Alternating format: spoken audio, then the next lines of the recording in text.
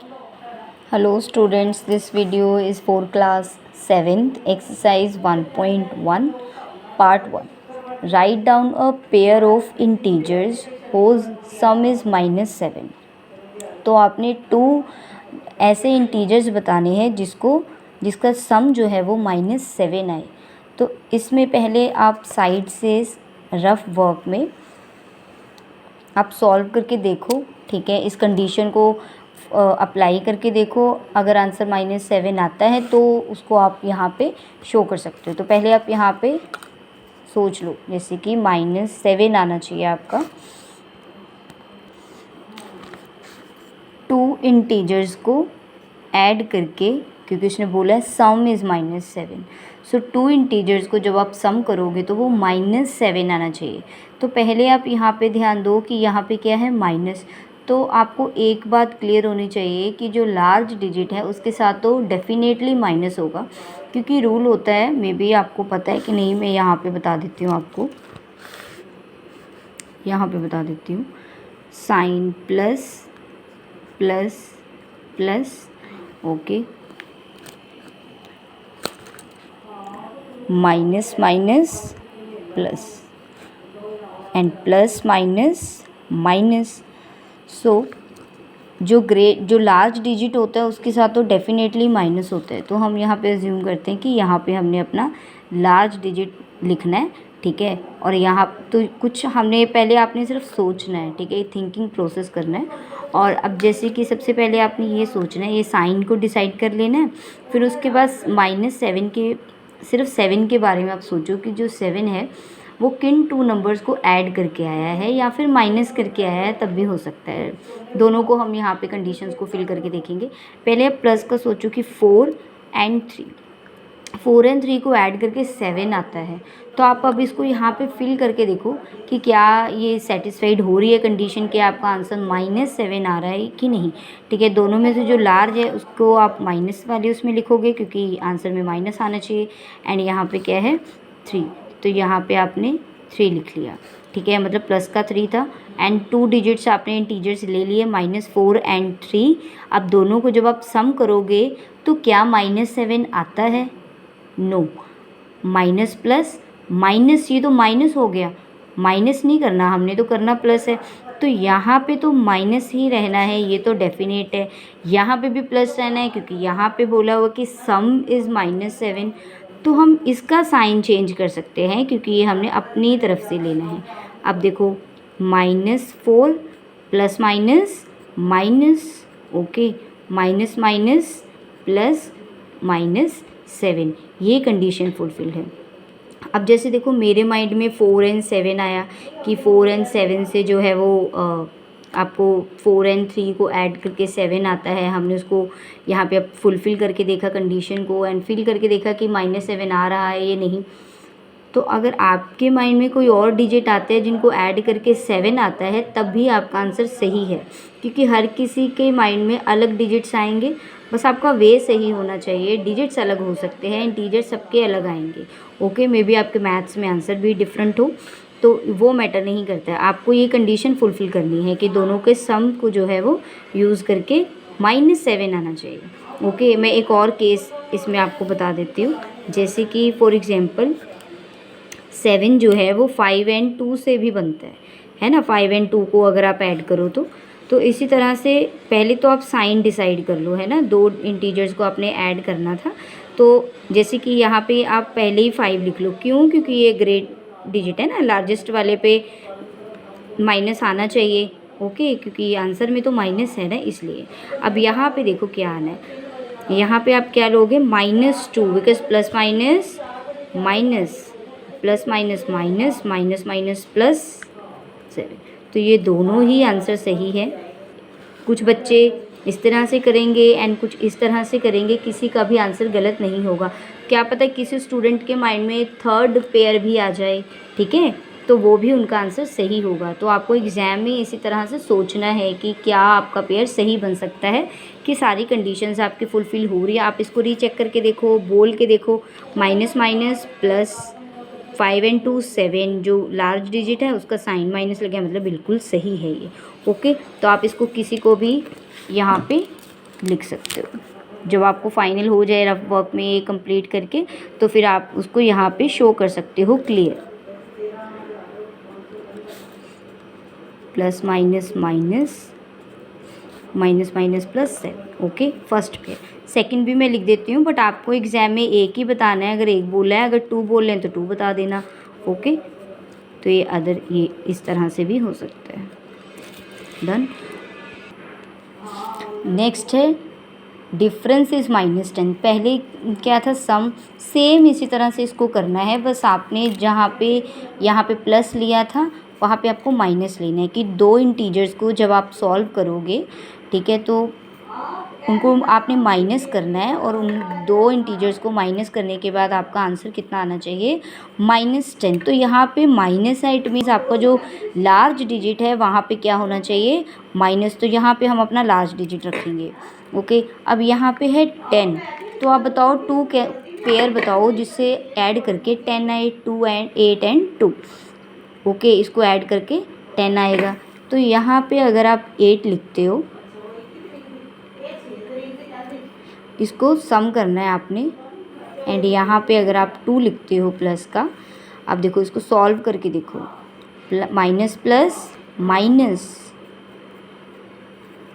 Minus minus plus, and यहाँ पे large digit का साइन भी यहाँ पे लग रहा है। इट मीन्स ये वाला हमारा जो पेयर है वो सही है। तो किसी स्टूडेंट के माइंड में कोई और पेयर भी आ सकता है, ठीक है, जिसको ऐड करके जो है वो 10 आता हो। जैसे यहाँ पे आप सोच के देख लेना पहले, फिर उसको फिल करके देखो, बोल के देखो कि ये सही आ रहा है कि नहीं।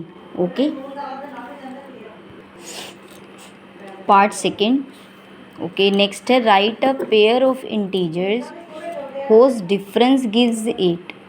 पेयर ऑफ नेगेटिव इंटीजर्स, आपको इसी पे फोकस करना है सारा, क्योंकि आपको कंडीशंस गिवन है। तो जो कंडीशन उसने बोला है आपको वही फॉलो करनी है, और तभी आपको अपने पेयर डिसाइड करने हैं।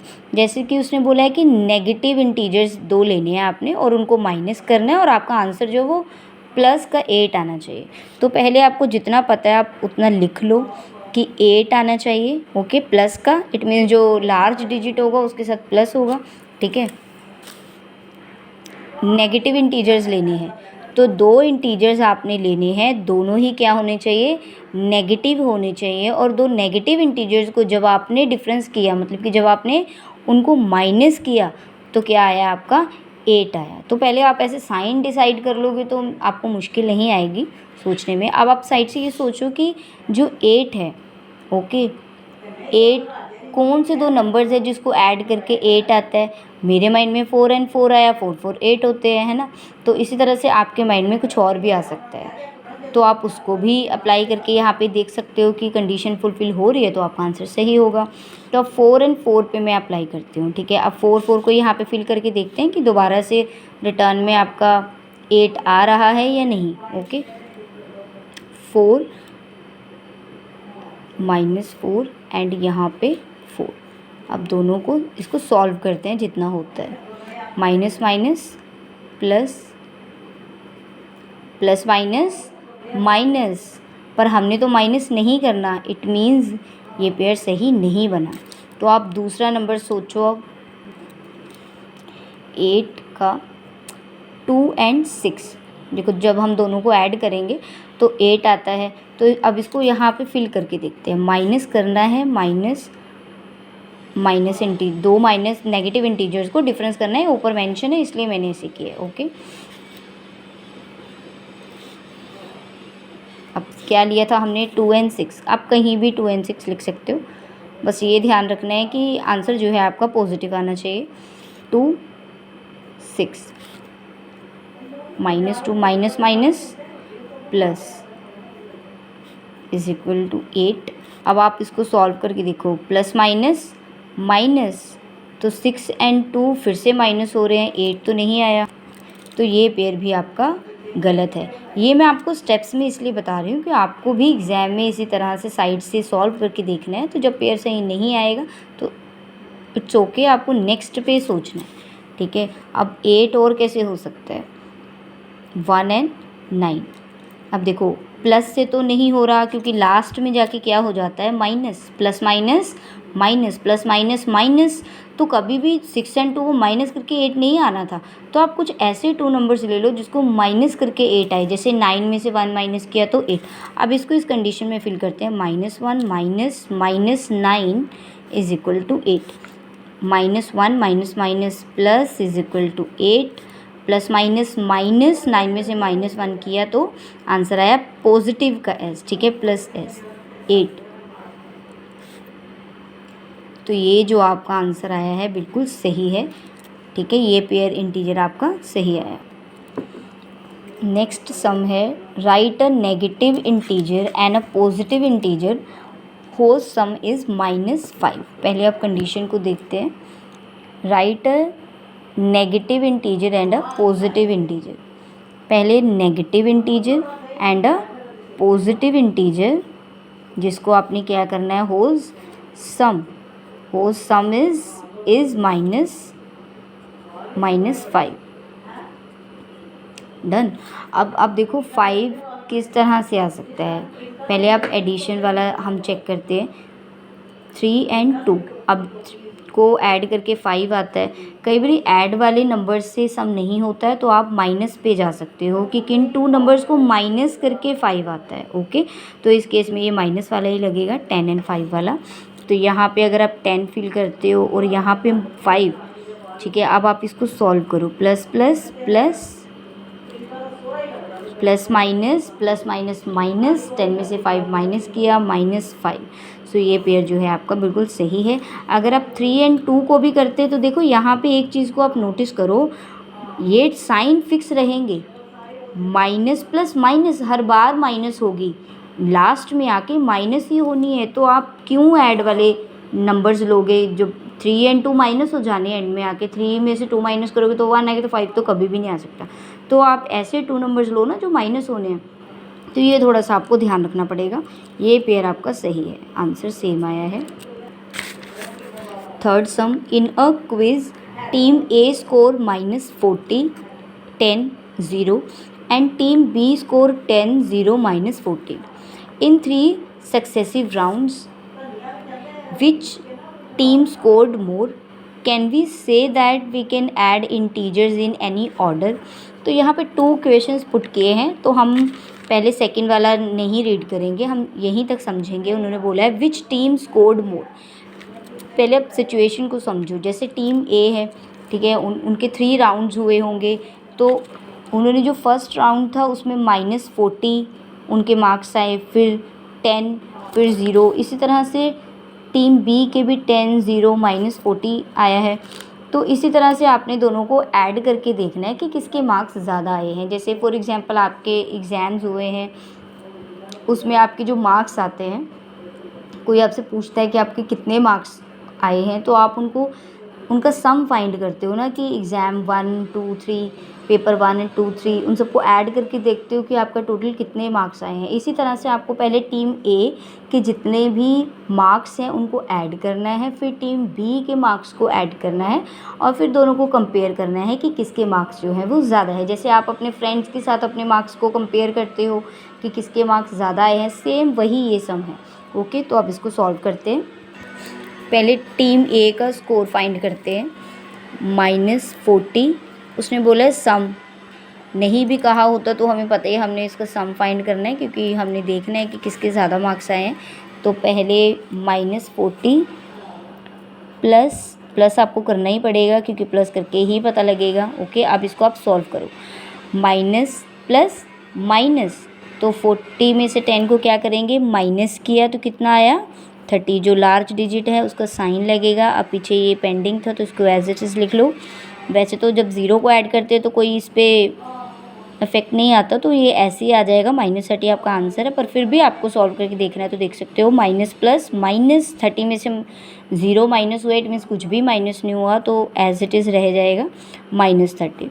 सो टीम ए का कितना आया स्कोर, -30। इसी तरह से टीम बी स्कोर, ठीक है, टीम बी के कितने स्कोर, 10, 0 प्लस करना है, पर किसको, -40 को। इस चीज़ पे बच्चे ध्यान नहीं देते हैं तो वो साइन में प्रॉब्लम कर जाते हैं, सम इजी है, ठीक है। प्लस करना है, यहाँ पे किसको प्लस करना है, -40 को। अब इसके साइन को पहले सॉल्व करेंगे, प्लस माइनस माइनस आप इसको सॉल्व करो। 10 को अगर आप 0 से सॉल्व करोगे तो 10 10 ही रहेगा, ठीक है, कोई उस पर चेंज नहीं आएगा। तो 10 माइनस 40 प्लस माइनस माइनस कितना आया, माइनस 30। तो अब देखो ये टीम बी का स्कोर है, तो टीम ए का भी माइनस 30 आया है, टीम बी का भी माइनस 30 है। तो अब आप बताओ कि किस टीम ने ज़्यादा स्कोर किया है। दोनों टीम ने जो है वो इक्वली स्कोर किया है, किसी भी टीम के मार्क्स जो है वो ज़्यादा नहीं आए हैं। Both team score equally. And second question उन्होंने पूछा है which team scored more? Can we say that we can add integers in any order? It means वो कह रहे हैं कि जैसे कि आपने यहाँ पे ऐड किया है तो क्या आप इसको किसी भी ऑर्डर में ऐड कर सकते हो। मैंने एक वीडियो बनाई है क्लास 8 के लिए, प्रॉपर्टीज़ ऑफ रैशनल नंबर्स, तो उसमें मैंने समझाया हुआ है कि आप अगर किन्हीं 2 डिजिट्स को ऐड करोगे किसी भी ऑर्डर में तो आंसर जो है वो सेम रहेगा। 3 नंबर्स को भी ऐड करोगे तो आंसर सेम रहता है। फॉर एग्ज़ाम्पल मैं यहाँ पे आपको समझा देती हूँ। सेकेंड, जैसे कि यहाँ पे 30 है एंड 10 है एंड 10 है, ठीक है, तो यहाँ पे 20 कर लेते हैं। तो यहाँ पे अगर आप इन दोनों को पहले ऐड करोगे तो आंसर कितना आएगा, 40, फिर उसके बाद 20 रह गया, 20 को भी ऐड कर दो तो 60, ठीक है। लेकिन कोई और स्टूडेंट इसको किसी और वे से भी कर सकता है। जैसे आपने पहले इसको ऐड करके देखा है, मैं पहले इन दोनों को ऐड कर देती हूँ। इन दोनों को ऐड करके कितना आया, 30। अब यहाँ पे 30 रह गया था तो 30 को ऐड किया तो कितना आया, 60। देखो आंसर में कोई चेंज नहीं आता। आप किसी भी ऑर्डर से इसको ऐड कर सकते हो, ठीक है। जैसे 10 को इससे से किसी को किसी, जैसे 20 को 30 से ऐड कर लो, पहले 20 और 30 को ऐड किया तो कितना आया, 50। अभी 10 वहाँ पे रह गया तो किया तो 60। कोई भी ऑर्डर आप इसमें अप्लाई करो आपका आंसर -30 ही आएगा, ठीक है। मैंने पहले इसको ऐड किया था, आप पहले इसको कर लो, तब भी आंसर में चेंज नहीं आएगा, आप करके देख लेना। ओके, नेक्स्ट है पार्ट 4, फिलिंग द ब्लैंक्स।